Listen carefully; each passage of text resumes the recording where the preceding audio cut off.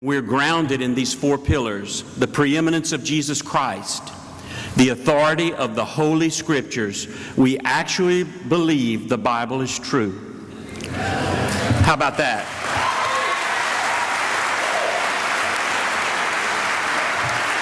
Academic excellence and a passion to change the world for Christ by the power of the Holy Spirit. And we, for 106 years, have been endeavoring to carry that mission forward. As you know, of late, we've been challenged, as many have, with our constitutional rights, especially the first amendment in the Bill of Rights, religious freedom.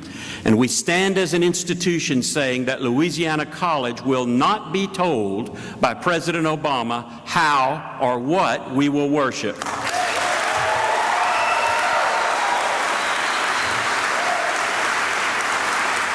And that is one reason we are so proud to have Dr. Ron Paul with us today. We know where he stands, we know what he believes, and he and Louisiana College are immovable on our belief system and what we hold dear. He is a man of courage, deep conviction, brilliant intelligence, years and years of an experiential background that many would only dream about. He has a skill set second to none. He has a family that anyone would be so proud with which and with whom to be affiliated. He has the respect of millions of people. Woo! Amen.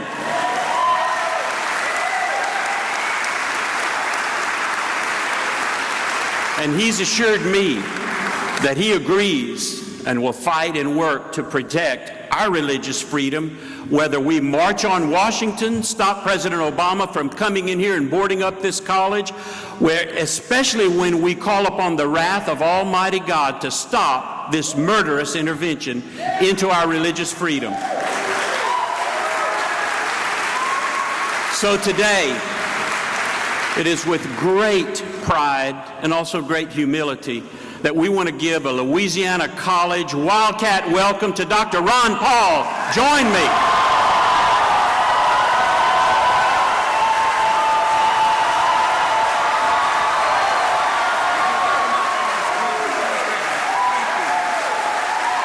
Thank you.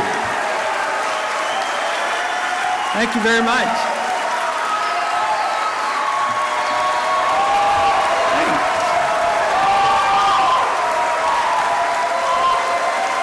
Thank you very much.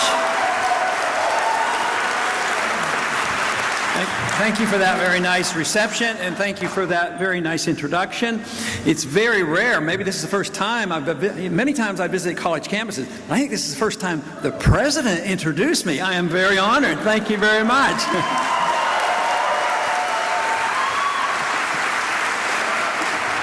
Also, most of you know that we have a large family. My wife didn't make it today, but she travels a lot. But we have 18 grandchildren. And with me today, representing our family, is one of my granddaughters, Linda.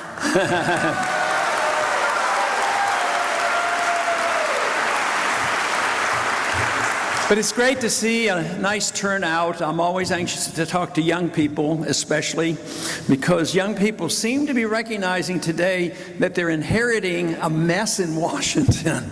And I talk a lot about the mess in Washington, but I also talk a lot about what we can do about it. And I don't think the task is overwhelming. I think it's something that we can do with some basic understandings of basic principles. And they're not brand new. They're not my principles. They're principles that have been known for a long time, and they're very much American principles.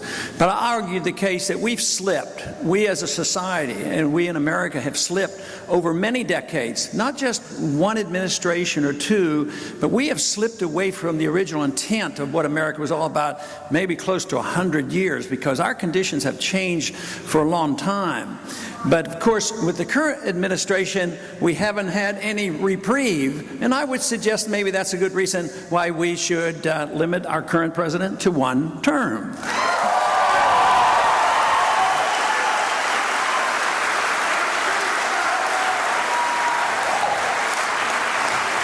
But many years ago, it's principally around the Woodrow Wilson era. It was a progressive era, especially in 1913. There were significant changes in our country, change in attitude about the taxation program, about the monetary system, also the foreign policy. And it emphasized some things that it would be destined that our federal government would grow, our state governments and local governments would diminish, personal liberties would be diminished.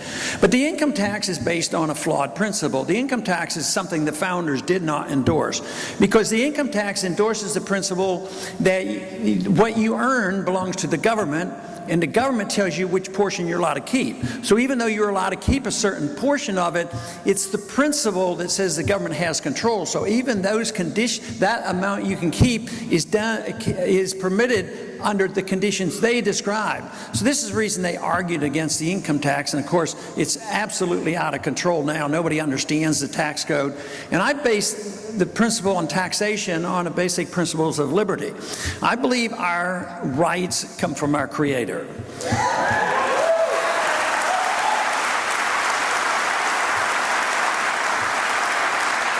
I believe our lives come from our Creator, and therefore the fruits of our labor, if our lives and our liberties are ours as a gift from our Creator, I think that which we earn belongs to us, and it should follow in that category.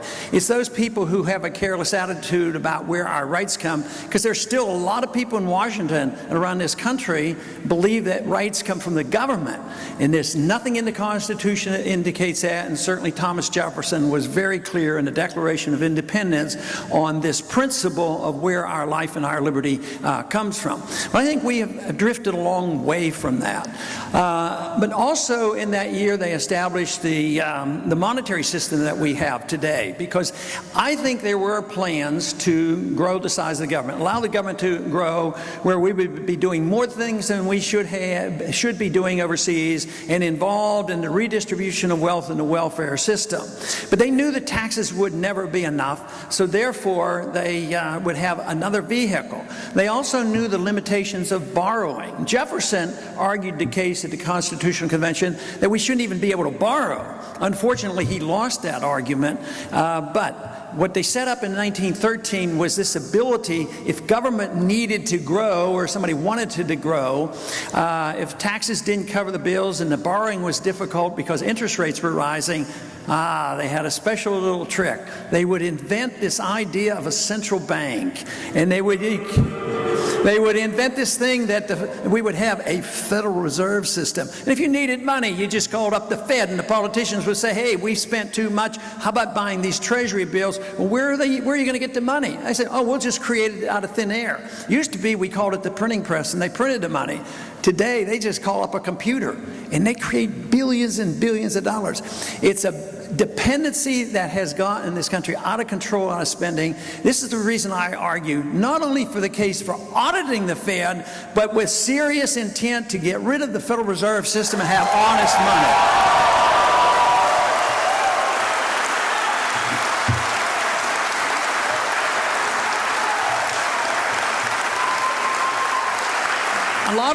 A lot of people could argue against the Federal Reserve, which I do, for economic reasons and constitutional reasons. Economically, they cause the business cycle, and they cause the booms and the busts and the inflation and the unemployment. So that's a pretty strong economic argument. But constitutionally, it's obviously there. There's no authority to create a central bank. If you don't have the authority, you're not allowed to do it. But there's a major moral issue here, too, and that is when you duplicate the units of account, the units of money, if you did it, what would it be called? It would be called counterfeiting. So it's a moral issue. And if you've ever read the little booklet called The Law by Bastiat, Bastiat said, if you can't do it, the government's not allowed to do it either.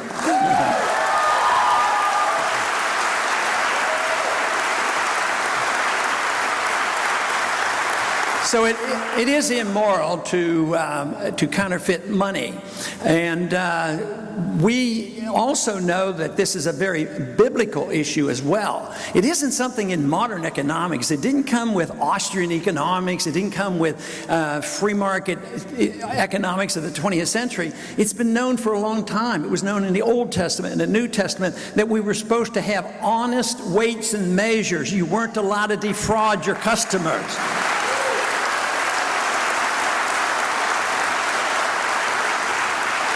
So there's many arguments against a Federal Reserve System, but one of the consequences of this, it facilitates the growth of big government because it delays and it distorts who pays the bills. If we had a system where all of us had to pay all our taxes on a routine basis for all the government we're getting, believe me, this nonsense would end rather quickly. For one time in Congress, I introduced a bill that would address this sort of with tongue-in-cheek. I wanted to get rid of the withholding tax for several reasons. Why should a businessman be forced by the government to be the tax collector, keep all the records, and turn them over to the government, and then if the government thinks they're flawed, then you have to prove yourself innocent. So this is something that has been going on for too long. But when the tax authorities, when they can't collect enough revenues, if we the people had to pay for all the government, whether it's the entitlement system or for our militarism around the world, if we had to pay for it, every one of us at the end of every month send in a check, believe me, it would end rather quickly. But what do we do? We first use the borrowing tool, and then that is limited. If you had a gold standard where they couldn't print money, if the government spent too much money, interest rates would go up, and the government would say, hey, what are you guys doing? You're hurting the monetary system, so you'd have to quit. So the whole purpose of the monetary way or the inflationary way of paying for these bills is to make it difficult for people to understand who's paying the bills and who's suffering, who's benefiting. There's always a benefit to some people when you destroy the value of the money. Since 1913, we've lost 98% of the value of a 1913 dollar. That is a consequence of the Federal Reserve.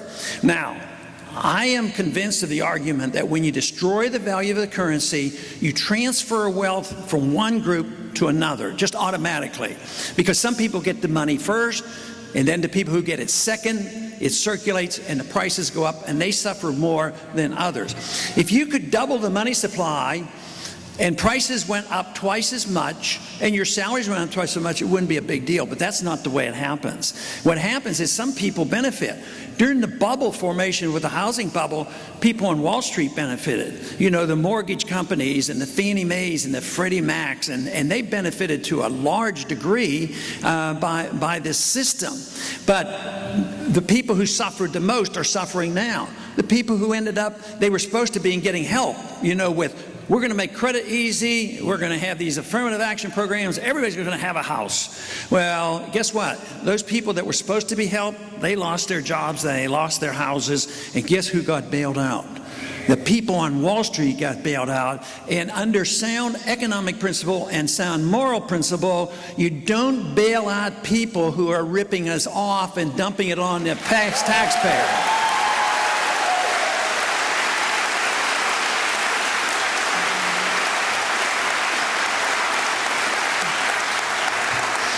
But the people who do suffer so often are hidden. They don't understand it. A lot of people will argue, how can you argue this, that the lower half of the income bracket suffer the most because they don't pay income tax? And that's fairly well true. Their income doesn't qualify them to pay much income tax. They pay the payroll tax. But they suffer the consequences of the loss of job and the cost of living increase. People on fixed incomes right now, they suffer beyond others because their prices go up. If you're on Social Security, prices go up much faster than the benefits go up. And this means that the victims are hard to identify. And sometimes the victims are the very one they pretend they're always helping. This is why when you think about the welfare system, it's always motivated by good intentions. But for the most part, all these good intentions backfire and they help the special special interests. So you have a welfare system designed to help the poor, and guess what? The poor get poorer, and a lot of times the wealthy are able to milk the system and benefit while the bubbles are being built, and also be in a position to control the government through lobby and what to get the bailouts. So government grows under these conditions, whether it's the economic intervention in the welfare system, but it also facilitates us doing things overseas that we shouldn't be doing. I'm old-fashioned enough that I take very seriously and think the country would be much better off if we had more that would do the same thing, that we ought not to do anything overseas that is unconstitutional. Never go to war.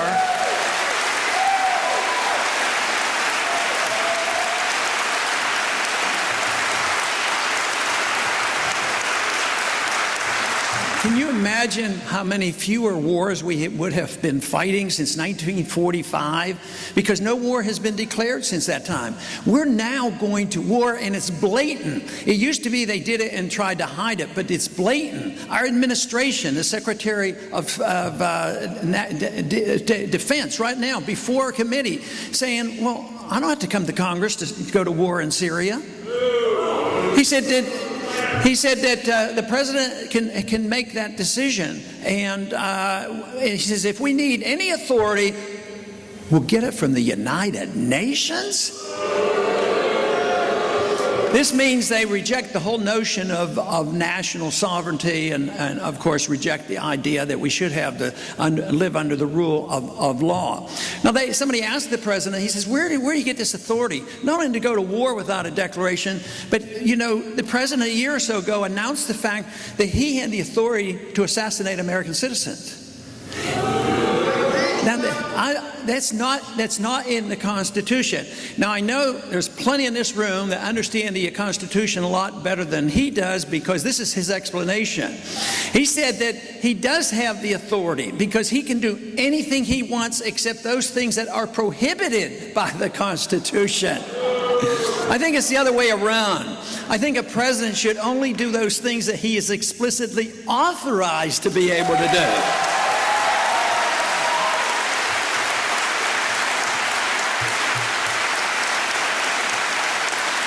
Of course, the executive branch has been doing that for a good many years, but Congress is not very good at protecting our liberties as well. Because, you know, at the beginning of this year, on February 1st, it was a bad New Year. On January 1st, it was a bad New Year's for us. Because, first off, nationally, there were 40,000 new laws placed on the books. I mean, I'll tell you what, we don't need new laws. If I were to be your president, I would like to be a president that would get rid of about 40,000 laws off the book.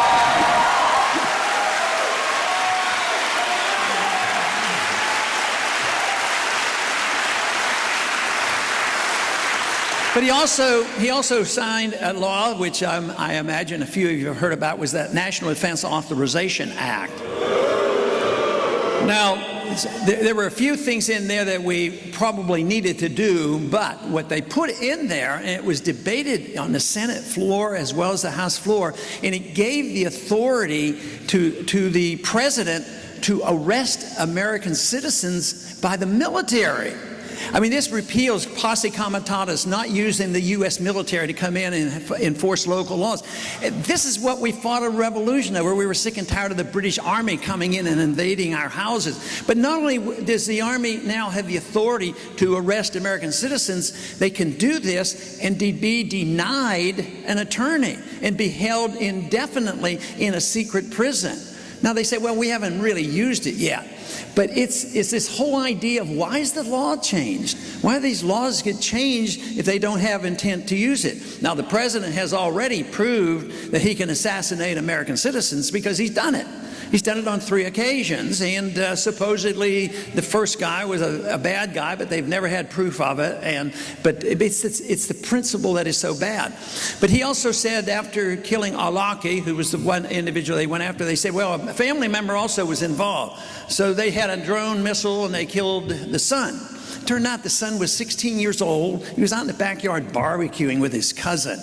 Now, I know there's a strong desire to be safe, but you know, a president doesn't take the oath of office that I'm going to do anything conceivable, even if I have to invade all your privacy and regulate you to death, my job is to make you safe and secure. That isn't it. The president takes an oath of office to obey the Constitution. That's what he's supposed to do.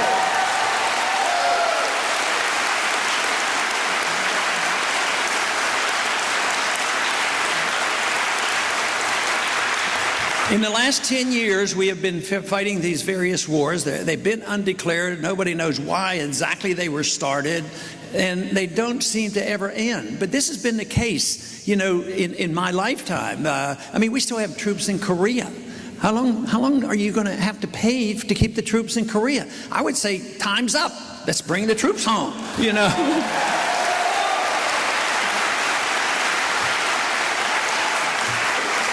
Of course, I was drafted in 1962, and I was in the Air Force for 5 years. 1962 was the time we had a missile crisis dealing with Cuba. Conditions were quite a bit different. It was the height of the Cold War. The Soviets had 30,000 nuclear missiles and weapons and missiles, and they were right on our coast.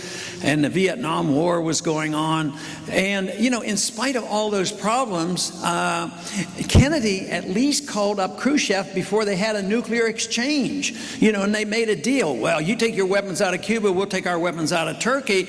And even under those circumstances, they were able to talk to each other. That's why I advocate the principle that we ought to talk to people. Matter of fact,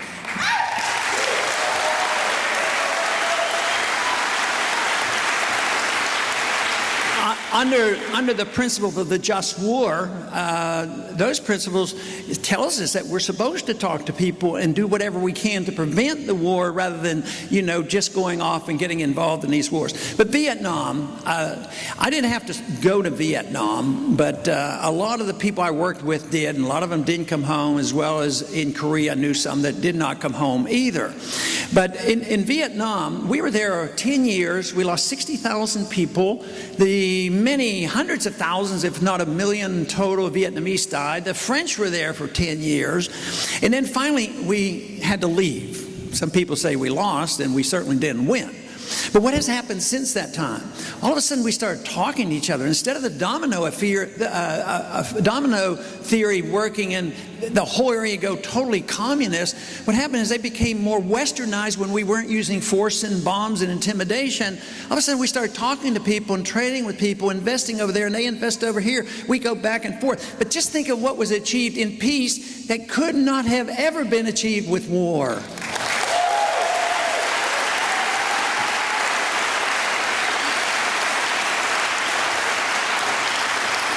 And there's an economic consequence to this, too, because the national debt went up of over $4 trillion in the last 10 years due to the type of military spending that I'm talking about.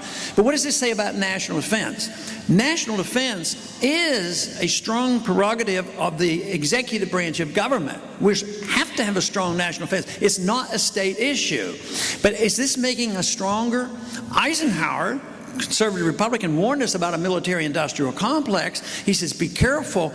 And yet today, I think that we don't have a stronger national defense. We're just spending a lot of money. We have more weapons than everybody else put together. We spend more money than everybody else put together. Nobody's going to invade us. Our military will defend this country. I don't think we have to worry about that.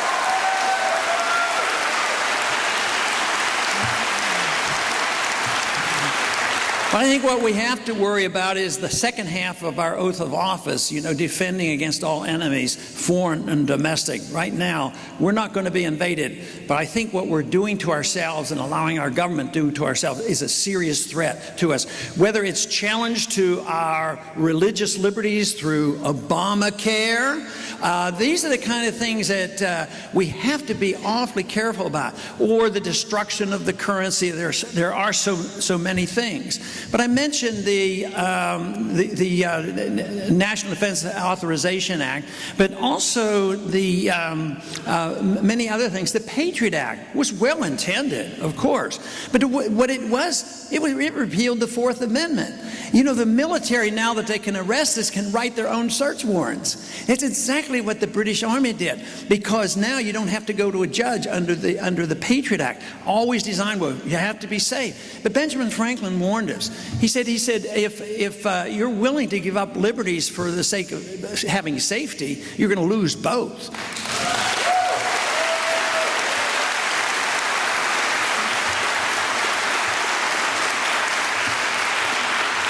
But this notion that there's a principle now called preemptive war, that we're supposed to go to war, not because somebody attacked us, but because someday they might get a weapon where they might use it someday.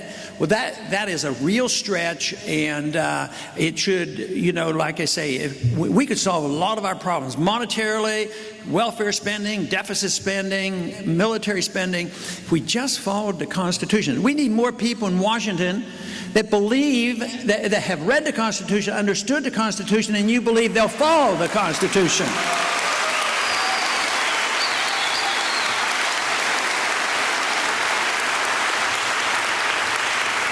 There have been some laws on the books that gives the president automatic dictatorial powers to take over the whole economy. And it was written in 1950 as a consequence of the Korean War that was going on. And it's been renewed, although it hasn't technically been used. It's been renewed in 1994. It was renewed, and it was renewed under George Bush. But it's just been renewed again. And that's this by executive order, not the Congress. You don't have a voice in it, so they renewed it. But they did something dramatically different this time. It wasn't just having these emergency powers in time of an international crisis to our national security. It said in peacetime that they can implement this where they've taken over all the industry, total socialization.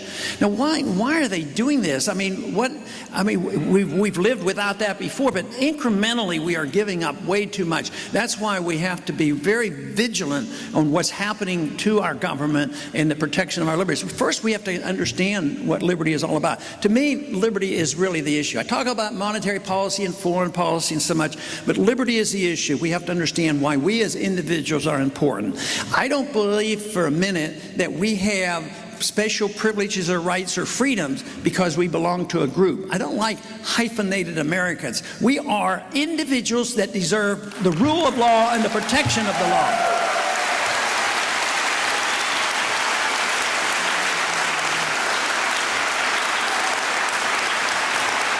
In our history, we have actually, punished groups, and there's still some punishment of certain groups in our enforcement of some laws, some punished more severely than others. But we should never punish or penalize anybody because they belong to a group, but nobody should get privileges because they belong to a group either.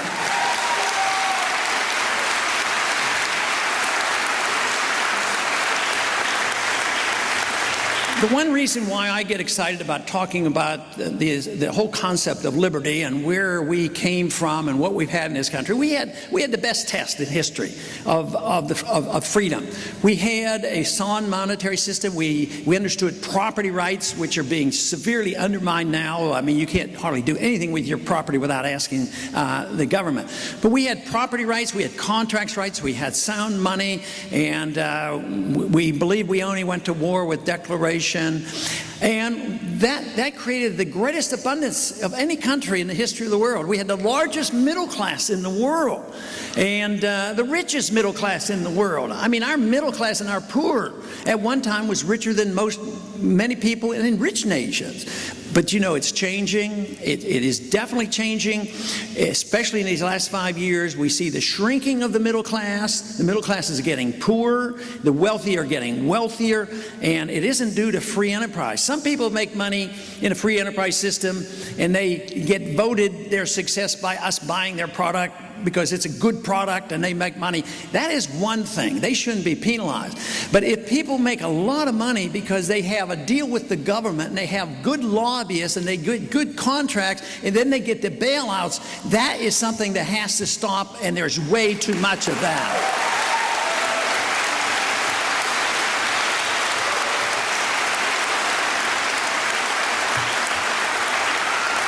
But somewhere along the way, we lost confidence in freedom, and we became fearful. We became fearful, of course, of being attacked. It doesn't mean we shouldn't be concerned, but fearful. Fear can drive people to do a lot of irrational things.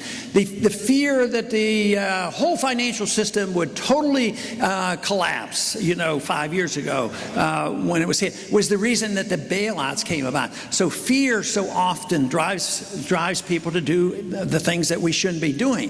But it is a loss of confidence that freedom works much better than tyranny, much better than government intervention and government planning, government telling us what to do, government invasion of our lives. But we have lost that confidence in saying that, yes, the whole world will end if we allow people to make up their own decisions. Now, the reason I see this as one group, we talk a lot about religious freedom, and that is very clear.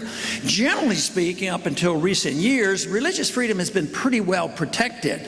Other freedoms have not been well protected. Economic freedom isn't that well protected, and social freedoms on individual lives and lifestyles, that hasn't been well protected. There's always somebody telling us that what we have to do.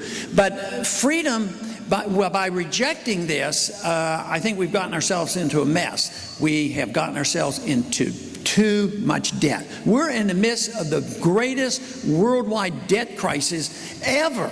We owe more money. We're the biggest debtor in the history of the world, in all of history, and it's unsustainable. And how are they trying to solve it? The politicians and the economists that we have in Washington are not conservative in the sense that you have to produce something, you have to save money to get the economy going. They said that if you get into economic trouble, it's because the people won't spend enough money. And if they won't spend enough money, the government has to spend the money. And if they don't have it, they print the money at the Federal Reserve. That is a deeply flawed philosophy. You can't solve the problem of too much debt with more debt, and that's what they're trying to do. That has to change.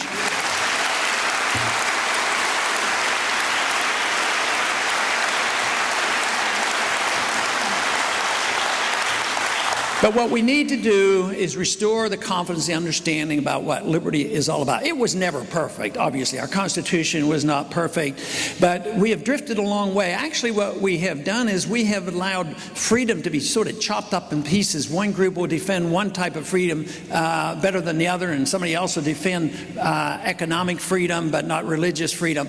But freedom is a freedom for us to make our own decisions about our lives.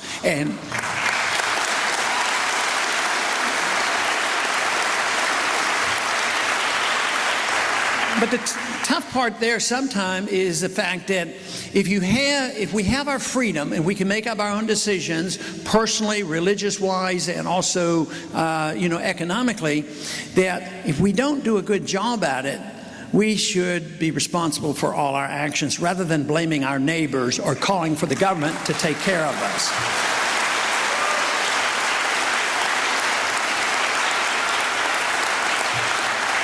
But I see freedom as a uniter. I believe people would come together if they understand this issue of liberty. Because it isn't so much that once you get your liberty, we want religious freedom, obviously. But all of us are not going to agree on the same religion, so what we want to do is protect the freedom of choice in religion, as long as people don't get off on tangents and bizarre and create violence and do things that are really harmful. But just to have religious beliefs, that has to be protected. But why shouldn't all people come together regardless of your belief? We'd have to be tolerant of people who wouldn't agree with us, but tolerance does not mean endorsement, because some people would have beliefs that you wouldn't understand, that you wouldn't agree to, or some people wouldn't have enough beliefs and they want to ignore the whole thing. It is tolerance of those people if they don't do harm. But this should bring us all together. It shouldn't divide us, and so often what we are very divided now. But the reason we're divided in Washington, it's a clawing away at a shrinking pie, and not understanding that you have to produce, that they think it comes from government, and clawing away because the lobbyists run things, and it's a power struggle. Too often the political fights over there is not so much on whether or not we should go to war, it's which country we should invade. And it isn't so much that we argue over redistribution of wealth is who are going to be the recipients. And they argue over the power struggle, and that goes on. We should be arguing more on shrinking the size of government and restoring liberty to every individual.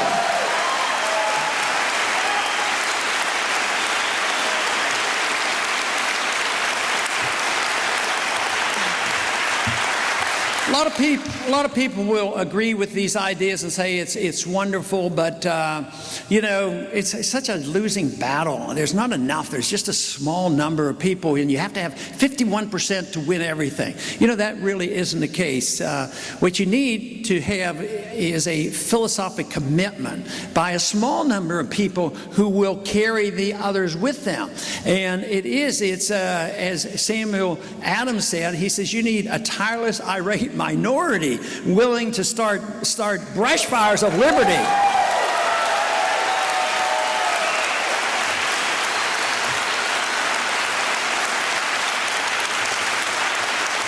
And I think that's what's happening. Every day, I get up and I look at the news, I look at the political reports, and I get to wondering, are we winning, are we losing?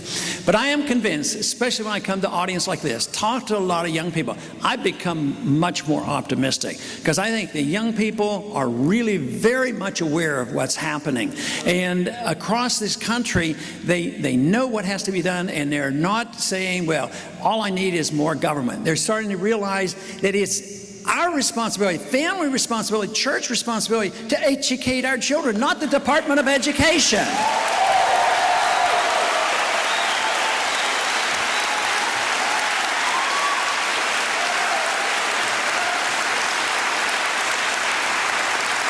So this is where I see such a dramatic change, even from 5 years ago. And I've been talking about these issues for a long time, and there were very few. There was a remnant always. There's always a remnant in society, both in a religious sense and in a political sense. People who know what is right, the people who have their faith as well as a trust in law and order and the Constitution. And I think that remnant is coming alive and joining together with this new generation, because the young generation know that you're inheriting something that is really tough. But today, I think that this is becoming much more popular. Even when I don't win an election, on occasion I don't win. But I tell you what, the number of people who are saying, this is exactly what we need to do. We need to have the rule of law. We need to have sound money. We need a sensible foreign policy. We need to restore confidence in ourselves. We need to understand what freedom is all about, and we can solve our problems.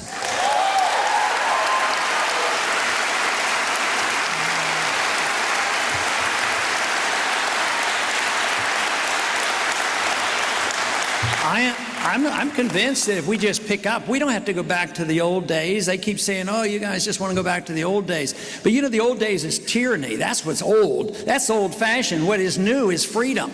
And we've had this test, but it's going to be this generation. I used to say, oh, it's the next generation that has to worry. No, it's us right now. We have to deal with it right now.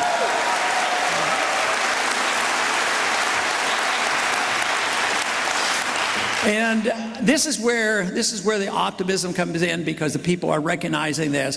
If our goal should be, as I believe it should be, we should strive for peace and prosperity.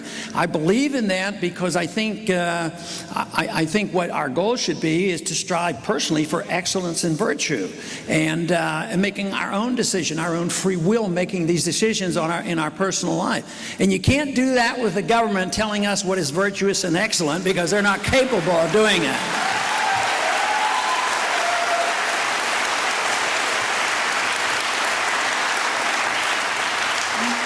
But we've had a good start, and with a renewal in our faith and confidence in what America used to be, I am sure that we can recover from this and once again restore the greatness of America.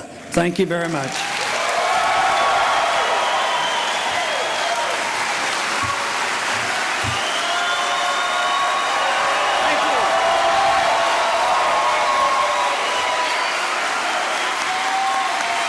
Nice crowd.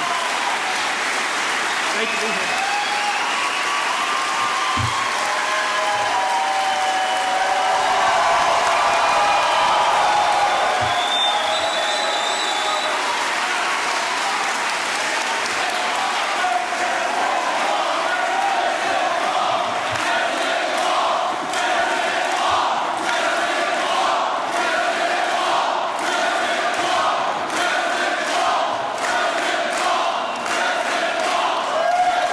We're going to take a few questions now from the audience.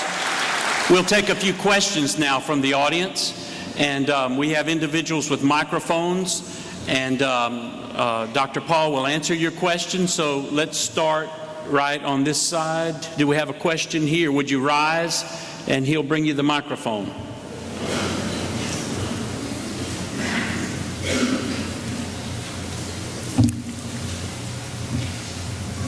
My name is Dr. Paul. My question is, how does a decrease in international demand for power affect U.S. trade markets and gas prices? Okay, I can't get things quick. How does a decrease in demand gas prices? Okay, how did the decrease in demand worldwide affect the gasoline prices? Well, right now, not too many people, pardon me? To the U.S. dollar.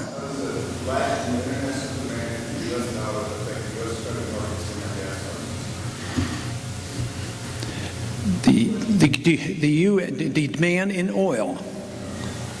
Well, the demand, if there's a decreased demand for oil, the prices are going to go down. But nobody's anticipating there's going to be a tremendous decrease in demand, for oil. Now, are you talking about the relationship of the value of the dollar? Yeah. Well, if they quit using the dollar for this, it's going to weaken the dollar, and that's going to happen.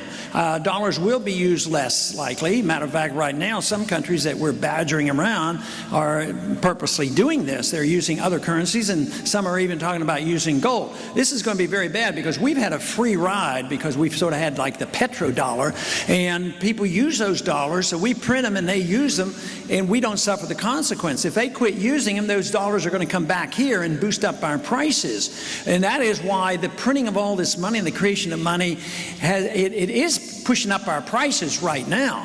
But it's going to be much, much worse when that comes about. But I think, if I understand your question, I think your concern is very justified because I think that's the direction that we're moving in, and it's going to be very bad for our economy. And that is why, if you had a good, sound dollar and you had a gold standard, you wouldn't have to be worrying about those kind of things.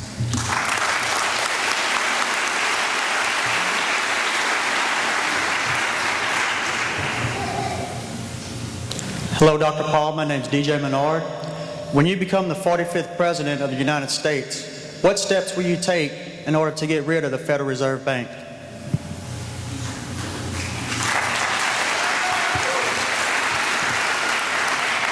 That one I understood. He said, what steps would I take as president to get rid of the Federal Reserve Bank? Same thing that I've been doing now, but I would have a lot more authority. My first step in dealing with the Federal Reserve is to get the full audit of the Federal Reserve.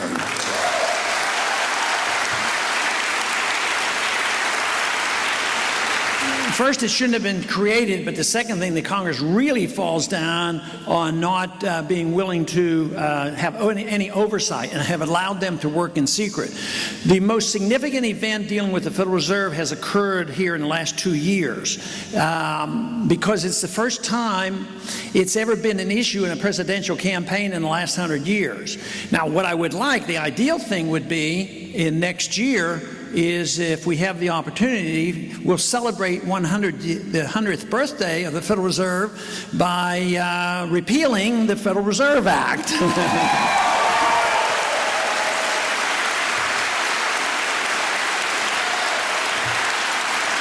But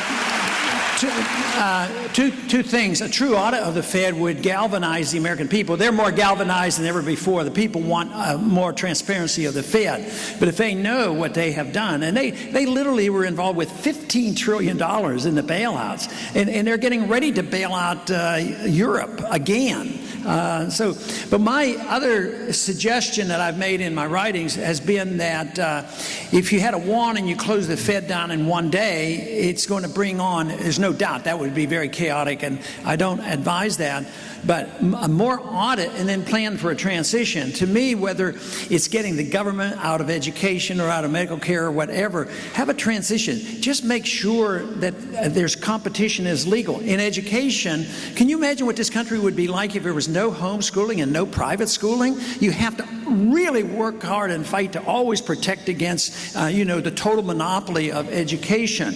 The same way in medicine, you should never have to be forced into the medical system and have these mandates. You should have the right to get out of it if possible.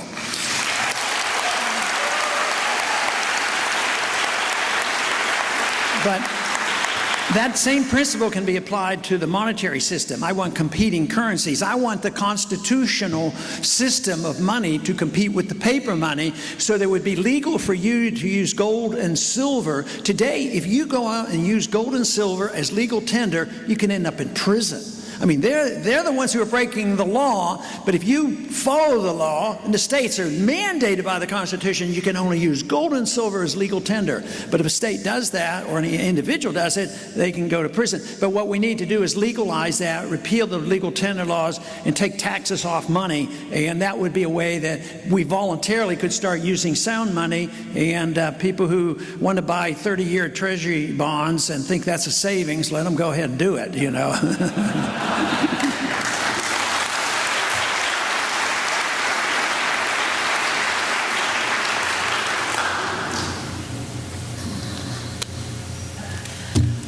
My name is Laura Bilderback. You have delivered over 4,000 babies. You have also said that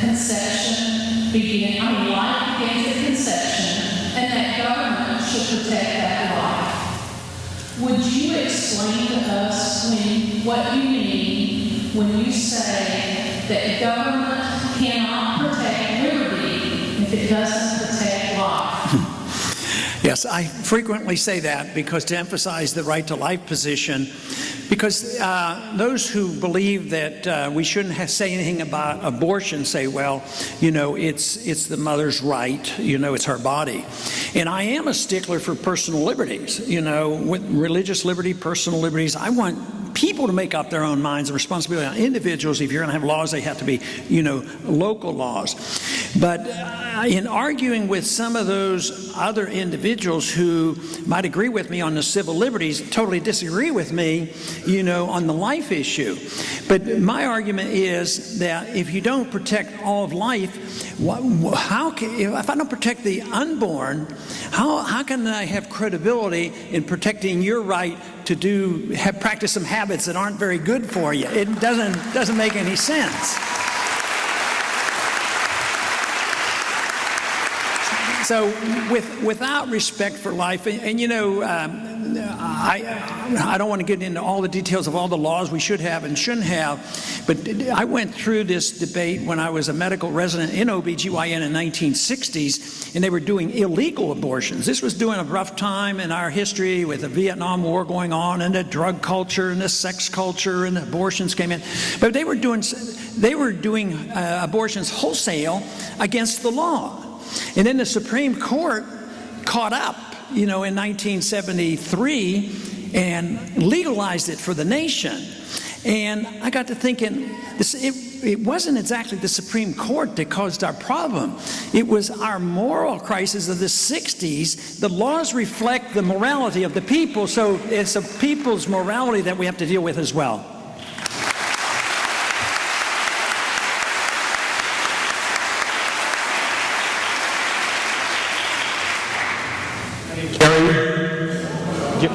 Did you hear that? Okay. Hi, Dr. Paula. I'm Gary White, and I have a debt ceiling question. An issue where the Republicans and the Democrats seem to cow to with the reports of doom and gloom and going into default. Is there a way to not raise the debt ceiling and yet not go into default? He asks, is there a way to raise the debt ceiling with dealing with the debt ceiling without going into default? Well, the one thing that I do in the proposal that I've made where I cut $1 trillion and the first year, what I do is I give them a window of taking away, I think it's about $1.6 trillion that the Federal Reserve holds of Treasury debt. If you eliminate that and take that off the books, I mean, why should we pay the Federal Reserve that shouldn't exist $1.6 trillion? That's part of our national debt.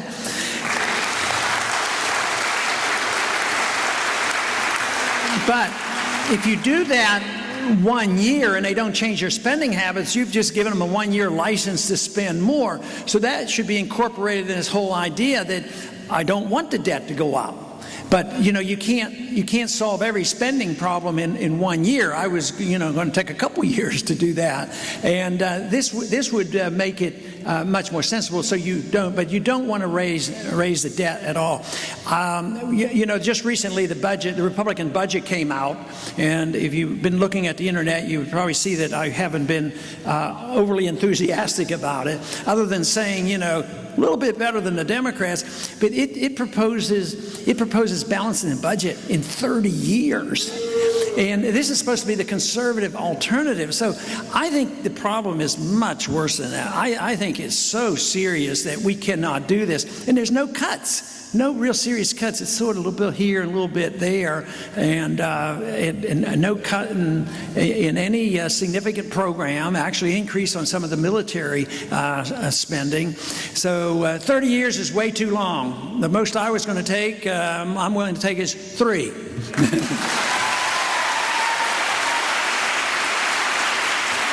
Okay, we have time for one more question for the doctor. We'll take one from this side.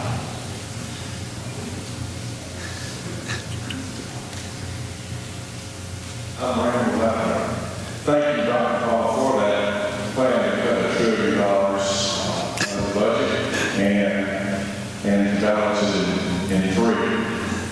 What are the keys to get the House and the Senate to adopt that plan? What's it going to take?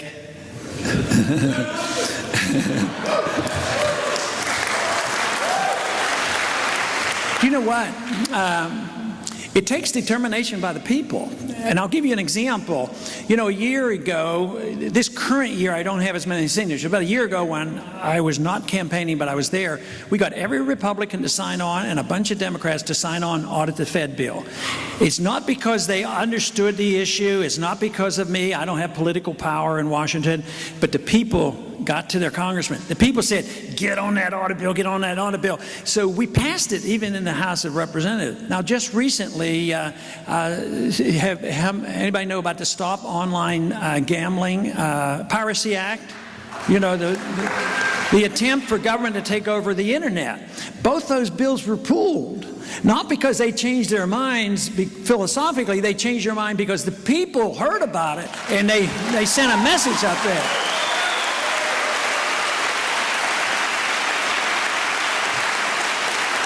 So this is the reason you can't wait until Washington gets a majority. You have to get an irate, tireless minority sending a strong message to Washington of what we want.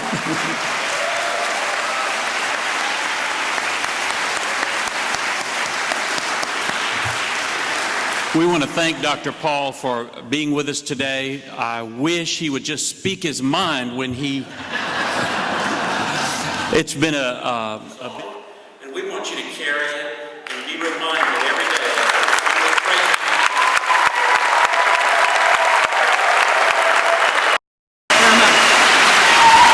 We're going to ask you to join hands on this man and his transportation, his family, all those who work with him that go forward in this campaign for presidency. I pray that they would protect him and, Lord, bring that peace of heart, mind, soul, body, and spirit that comes only from you. And Lord, in the name of Jesus, I bind the evil one. Satan, you have no place interfering in Ron Paul's candidacy or his campaign. You be gone. You are bound by the power of the name of Jesus. And Lord, for everyone in this place, let us be here at this moment filled with the Holy Spirit, knowing we're to follow the will of God, even when it's hard, even when it seems like we're alone. Lord, we owe our allegiance to you.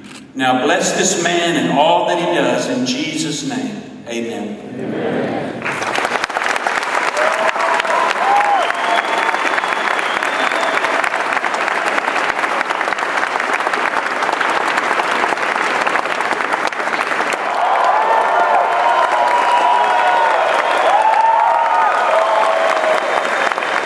here in